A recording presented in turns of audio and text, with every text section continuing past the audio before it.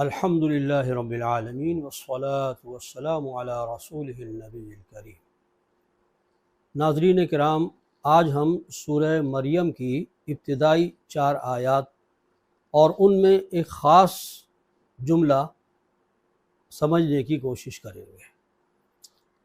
فرمایا کہ اعوذ باللہ من الشیطان الرجیم، بسم اللہ الرحمن الرحیم، کاف ہا یا عین صاد، یہ تو حروف مقطعات ہیں۔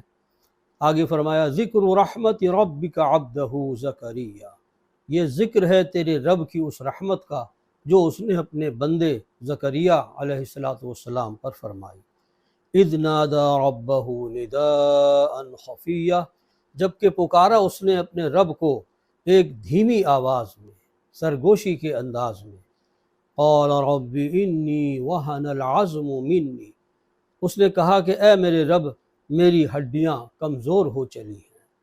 واشتعل الرأس شیبا، اور میرا سر بڑھاپے کی سفیدی سے بھڑک اٹھا ہے۔ ولم اکن بدعائک رب شقیا، اور میں نہیں رہا ہوں آپ سے دعا کر کے اے میرے رب کبھی بھی نامراد۔ یہ ہے وہ جملہ جس پر ہمیں اب غور کرنا ہے۔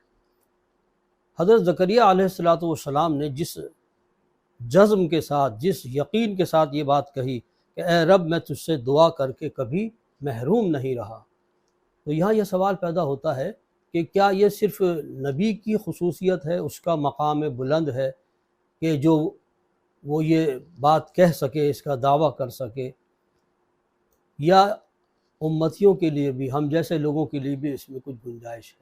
تو دیکھیے، نبی کریم صلی اللہ علیہ وسلم نے ہمیں خبر دی کہ بندہ مومن جب اخلاص کے ساتھ اللہ کے حضور میں توجہ کے ساتھ جب دعا کرتا ہے تو اس کی دعا رد نہیں ہوتی، بلکہ قبولیت کی کسی نہ کسی شکل میں وہ اللہ تعالیٰ اس کو قبول فرما لیتے ہیں۔ اس قبولیت کی کئی شکلیں ہیں۔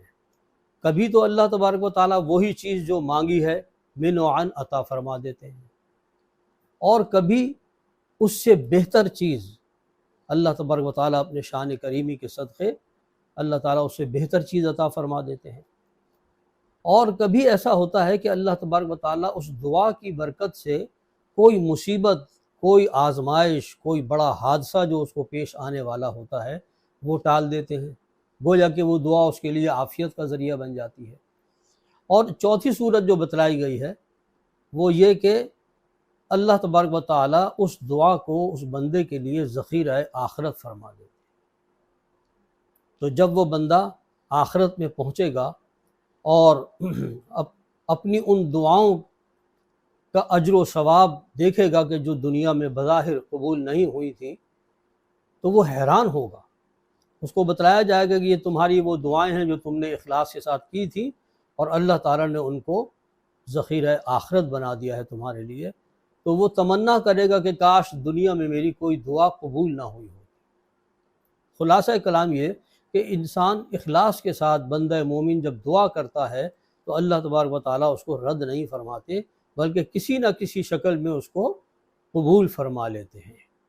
تو لہٰذا جب یہ بات ہمیں پتہ چل گئی تو اب ہم بھی پورے یقین کے ساتھ یہ کہہ سکتے ہیں وَلَمْ أَكُنْ بِدُعَائِكَ رَبِّ شَقِيًّا، اے میرے رب میں تجھ سے مانگ کر کبھی بھی نامراد نہیں رہا، کبھی بھی محروم نہیں رہا۔